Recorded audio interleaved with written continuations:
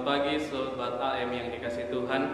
Kembali lagi dalam renungan YouTube Angin Mamiri. Sebelum kita masuk dalam renungan, marilah kita satu dalam doa. Dalam nama Bapa dan Putra dan Roh Kudus. Amin. Allah Bapa di dalam kerajaan surga, kami bersyukur kepadamu atas segala rahmat dan kasih karunia yang Kau selalu curahkan kepada kami. Khususnya pada pagi hari ini, Engkau telah membangunkan kami untuk memulai segala aktivitas kami pada hari ini. Sebelum memulai aktivitas kami itu, ya Tuhan, kami ingin sedikit mendengarkan sabda-Mu. Bersabdalah ya Tuhan kepada kami, agar sabda-Mu itu sungguh dapat menyala dalam kehidupan kami pada hari ini. Semua doa ini kami sampaikan kepadamu dengan pengantaran Kristus Tuhan kami. Amin.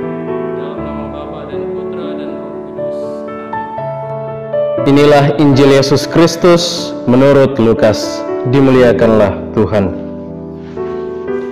Sekali peristiwa, tak kala duduk makan di rumah seorang Farisi, Yesus berkata, "Celakalah kalian, sebab kalian membangun makam bagi para nabi, padahal nenek moyangmu lah yang telah membunuh mereka.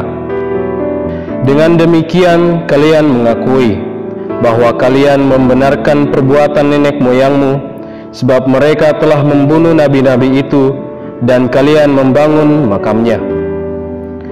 Sebab itu hikmat Allah berkata, Aku akan mengutus kepada mereka nabi-nabi dan rasul-rasul, tetapi separuh dari antara para nabi dan para rasul itu akan mereka bunuh dan mereka aniaya.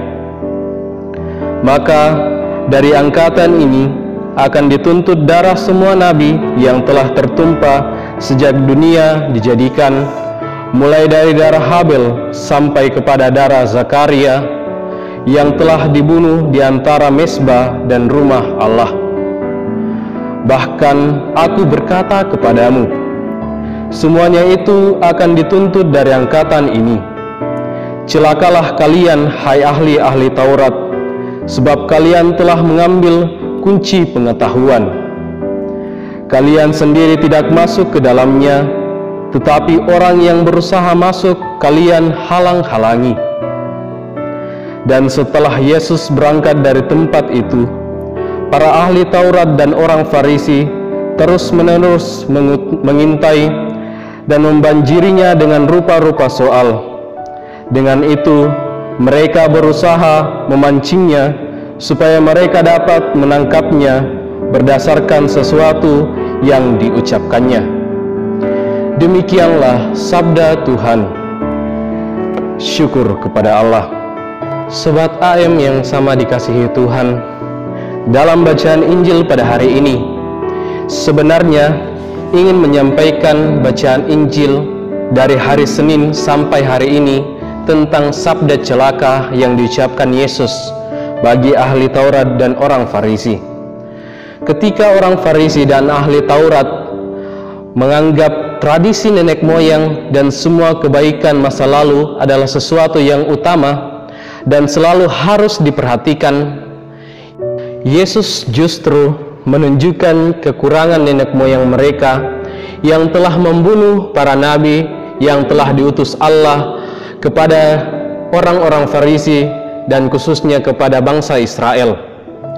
Secara istimewa, Yesus mengecam para ahli Taurat yang menggunakan pengetahuan dan akal budi mereka akan hukum Taurat bukan untuk mempermudah orang menikmati keselamatan, tetapi justru mempersulit orang lain untuk memperoleh keselamatan dari Allah yang diberikan secara cuma-cuma kepada semua orang yang percaya kepada Allah.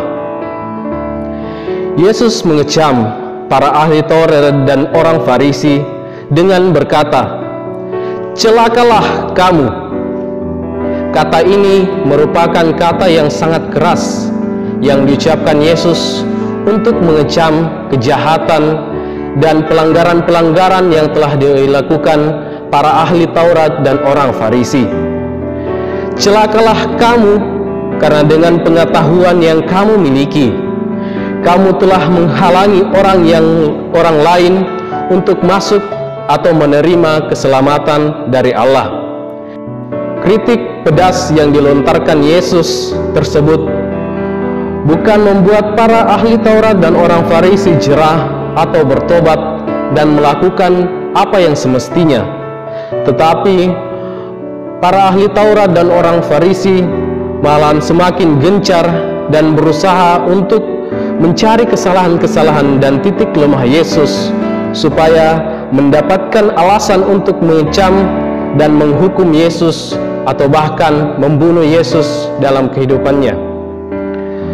Penginjil Lukas menampilkan pribadi Yesus sebagai orang yang sangat kritis terhadap pemikiran-pemikiran dan pandangan-pandangan orang Farisi dan ahli Taurat sebagai orang terpandang dalam agama Yahudi. Dia menunjukkan kebenaran.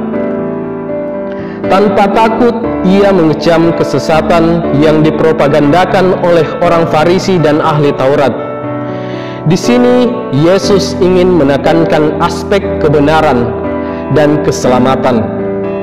Karena itu, kepalsuan dan kesesatan tidak bisa ditolerir oleh Yesus. Oleh sebab itu, sebagai pengikut Kristus, kita dipanggil untuk mewartakan kebenaran yang menyelamatkan, dan tanpa ragu dan takut mengecam kepalsuan dan kesesatan yang ditawarkan dunia zaman ini. Pertama-tama, kita mesti mengetahui prinsip kebenaran dan keselamatan. Apa arti dan makna keselamatan dan apa kriterianya? Sebagai orang beriman, kita pasti akan menjawab pribadi Yesus sendiri yang mesti menjadi pangkal dan kriteria utamanya, yang menggunakan budaya hidup dan bukan budaya mati. Dengan demikian, semua budaya mati yang merusak kepribadian manusia, yang membuat manusia takut, cemas, sakit, dan seterusnya perlu dihilangkan.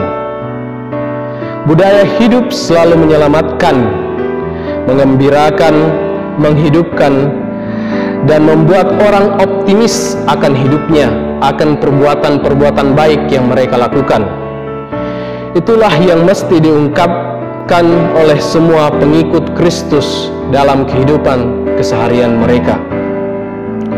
Sebab hidup yang kita miliki bukanlah milik kita sendiri, tetapi juga milik orang lain. Oleh karena itu, kita harus hidup supaya orang lain juga dapat hidup. Sebab Yesus sendiri bersabda, "Aku datang supaya mereka mempunyai hidup dan mempunyainya dalam segala kelimpahan."